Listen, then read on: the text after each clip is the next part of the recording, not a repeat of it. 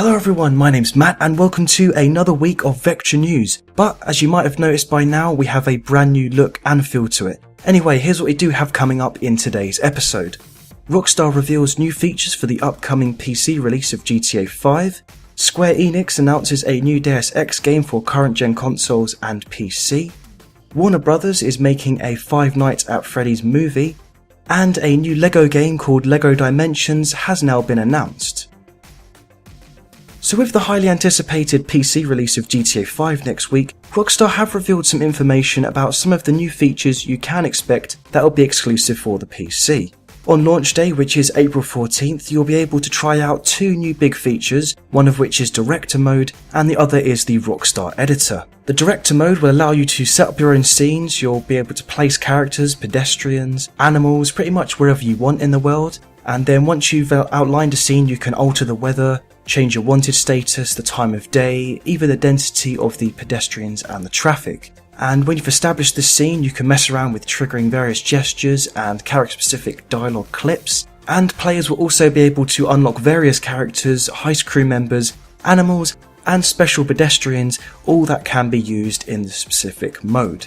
As for the Rockstar Editor, you can pretty much with this capture gameplay, edit clips, upload them directly to YouTube or Rockstar's own social club, and you can either record continuously, use an action replay feature that is quite similar to that of the record that feature for the Xbox One. There's various camera angles for preset views, there's a game camera and even a free camera which is pretty cool. You can view wherever you want to go and pretty much look anywhere. There's also video effects such as saturation, contrast, camera shake, and options to either do it going super fast or even a super slow-mo to alter the speed of your clip. And as well, this Rockstar Editor can be used with the Director Mode. Also, in a GameSpot interview, some of the Rockstar North team had the following to say in response to a question about the difference between players' expectations on PC compared to that of the consoles. So this is what they had to say.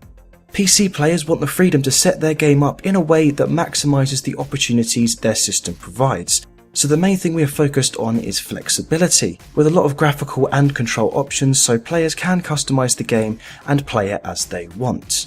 As well as a Director Mode and Rockstar Editor, Rockstar have also decided to include other features, one which I am most excited about, which is custom soundtracks. This is where players can pretty much make their own radio stations through music files on their computer, and once you've done that you can either play your entire collection or have it in a shuffle mode. You'll also be able to, for the first time ever in a GTA game mind you, play your own music through a radio station experience with commercial breaks, bumpers, and some banter between DJ Cliff and Andy, who you might remember from Lips 106, which was a radio station in Liberty City Stories. And also, of course, you'll be able to customize all of this in the game's pause menu. There's also said to be things such as new animals, there's new vehicles, there's more tracks in general added to the radio stations, there's GTA Online character transfer support from the older versions of the game. There's also, just like the Xbox One and PS4, 30-player GTA Online sessions, 60 FPS gameplay that's only available on PC, and up to 4K resolution support. Now with that bundle of new features I've pretty much just listed there, you might have noticed that I didn't mention anything about modding or just modding support in general. Well, in that aspect, in the same GameSpot interview with Rockstar North, they did have the following to say when asked about their thoughts on modding support, and here's pretty much what they said. Since GTA Online has such a massive and vibrant community, our primary focus is making sure that nothing detracts from that experience or has a negative impact on the overall community of players. So it seems as though at least for now there won't be any support for community-made mods, as Rockstar basically fear this could potentially cause balancing issues, although with that being said it should be entirely possible and acceptable to allow mods on some sort of single-player basis only. Now it's worth mentioning that if you are looking to pick up a physical copy of this game for PC, I do have to warn you that it will come in a total of 7 discs, and there'll be a total installation space of 65 gigabytes. So to put that into perspective, GTA 5 only came with 2 discs and had an installation size of 16 gigabytes. Of course, if you don't want the hassle of all these discs, you can always pre-order and preload the game from either the Rockstar warehouse or Steam. A new game in the Deus Ex series was also announced this week following what was a fairly bizarre livestream hosted by Square Enix. Now the reason I say that the livestream was bizarre is quite simply because it featured a man in a room who would occasionally pace around, sometimes sleep, and even on occasions meditate.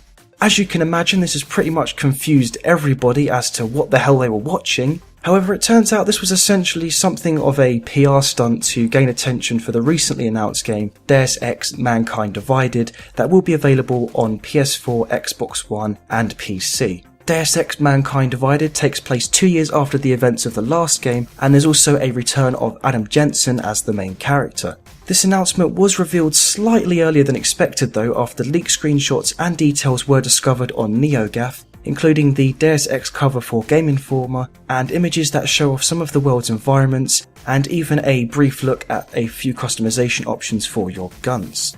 Mankind Divided will also be running on the new Dawn engine along with DirectX 12 support, which has said to allow better visual fidelity and raise the bar in general for performance.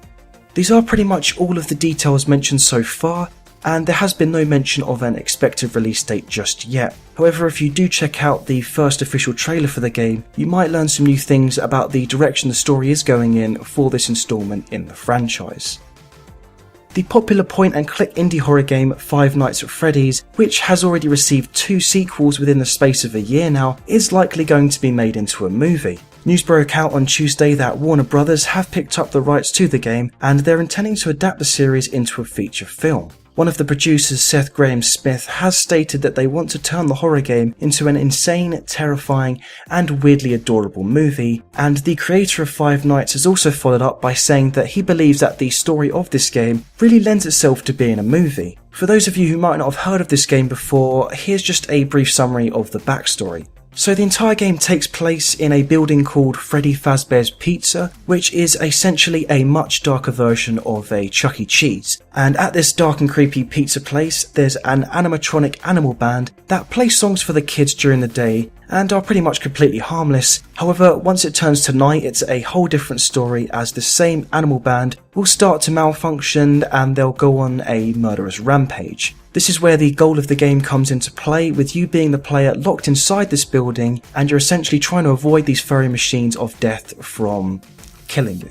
According to Hollywood Reporter, the project is currently out to writers, with the producers being Roy Lee from Vertigo Entertainment and, as mentioned previously, Seth Grahame-Smith, as well as David Katzenberg of Catsmith Productions. The executive producers for this project have also been confirmed as Adam Stone and Jay Ireland, with John Berg and Nick Mavincurve overseeing for Warner.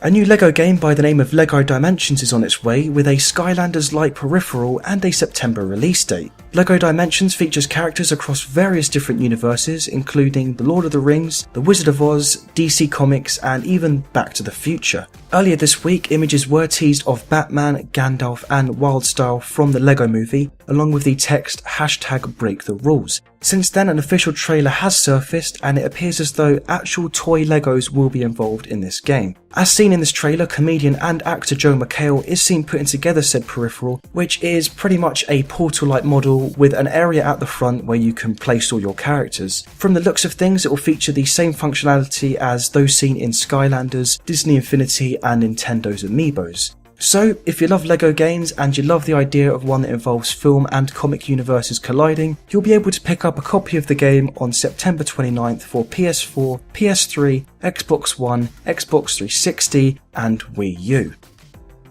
But that is all for Vectra News this week. Don't forget to like and share this video if you've enjoyed it, follow us on Twitter and Facebook to stay up to date with everything, and subscribe to our YouTube channel if you'd like to see more content from us. Other than that, I have been Matt, and I'll see you guys later.